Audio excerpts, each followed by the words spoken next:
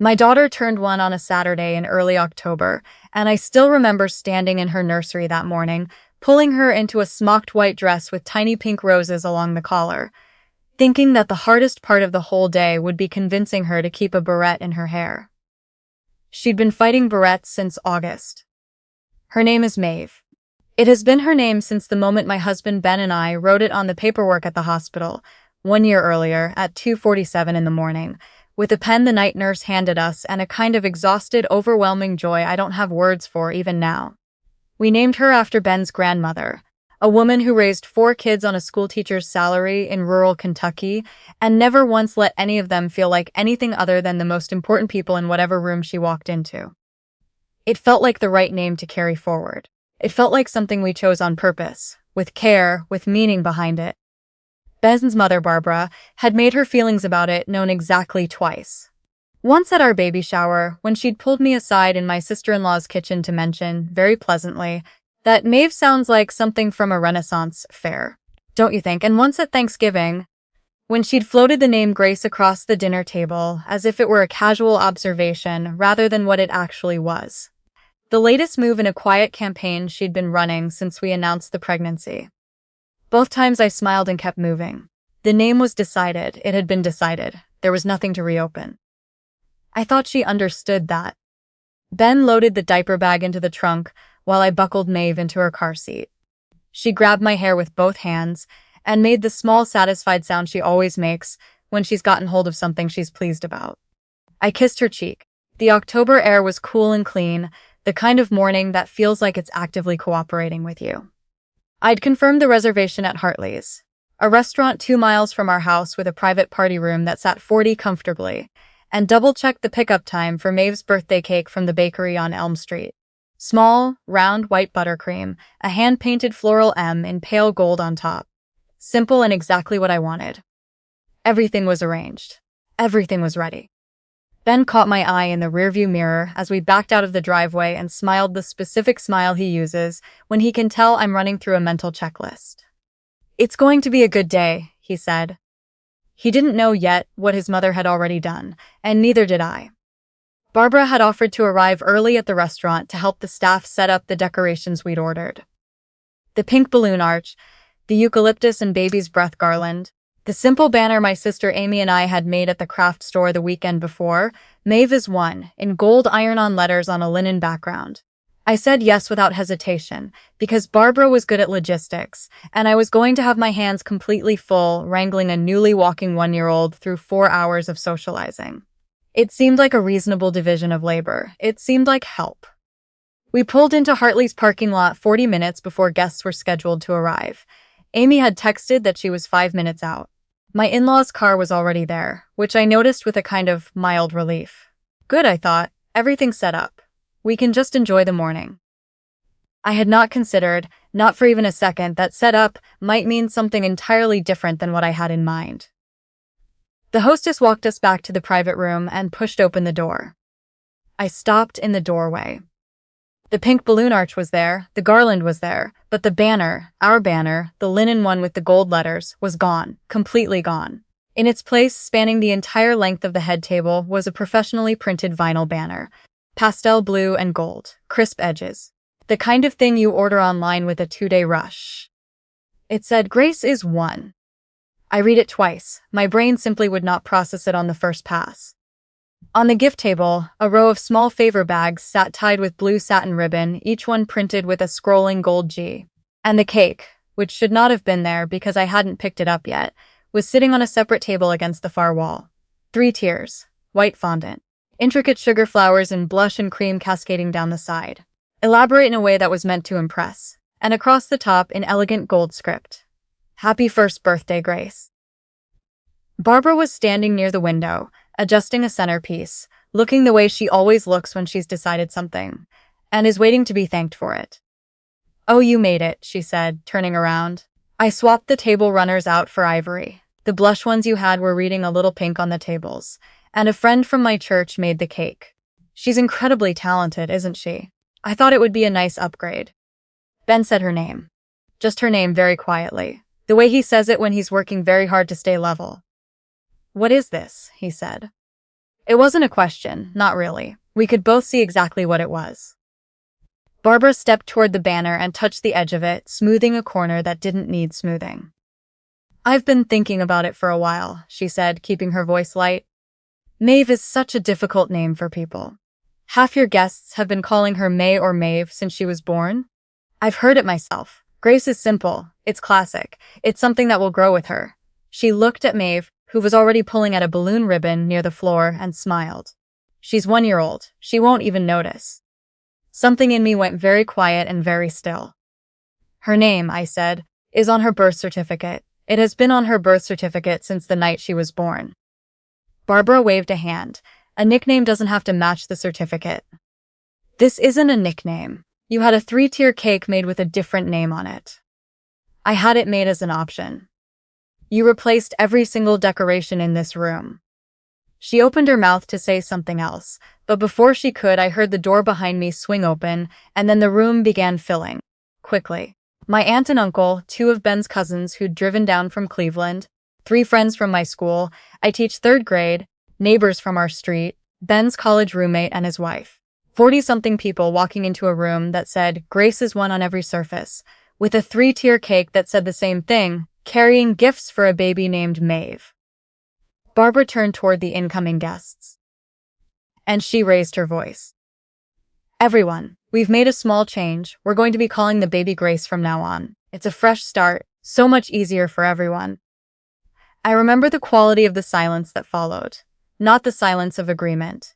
The silence of a room full of people who have just understood simultaneously that they have walked into something they didn't expect and don't know how to navigate.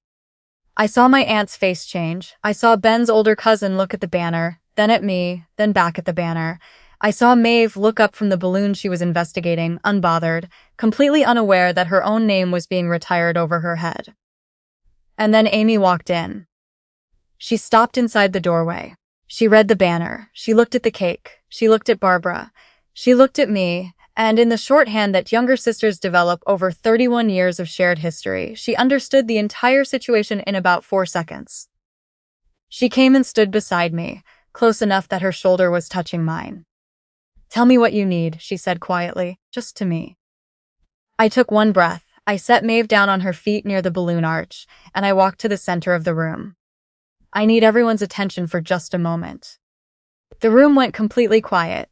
Even the hostess froze near the door. This is my daughter's first birthday. Her name is Maeve, Maeve, after Ben's grandmother, a woman we loved very much. It has been her name since the night she was born. It is her legal name on her birth certificate, in our home, in every card and every gift label and every photo caption for the past 12 months. I turned to face Barbara directly. I don't know exactly what you expected to happen today. But I need you to understand something. And I need everyone in this room to hear it. Because apparently some of you were told something different before we walked through that door. Barbara's expression shifted. The confidence she'd had a minute ago. The bright, prepared certainty of someone who has prearranged everything and is simply waiting for the rest of the world to catch up. That drained away, slowly, as she looked at the faces around her and understood that the room was not going to arrange itself in her favor. I only wanted to help, she said, quieter now. The name is unusual. I thought if people heard Grace instead.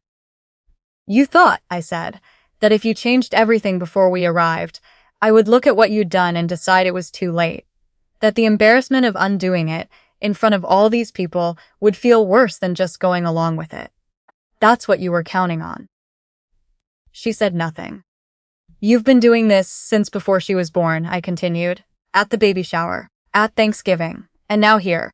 And every time I've been patient, because I didn't want to turn a family gathering into a confrontation. But I want to say something clearly, right now, so there's no version of this that gets misremembered later. I felt Ben step up beside me. He put one hand on my back, not to stop me, just to stand there, and when he spoke, his voice was steady and flat and quiet in the way that carries further than shouting. Mom, he said, we love you. But you came here early, specifically, so that you could change what this party said before Allie and I could see it.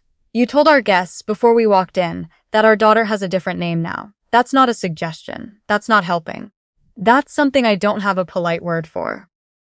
Barbara looked at the room, at the guests who had gone very still, At Amy, who was standing just behind me with her arms crossed. At Ben's cousin, who had quietly picked up one of the favor bags from the gift table and was reading the gold G on the front with an expression that didn't require any words.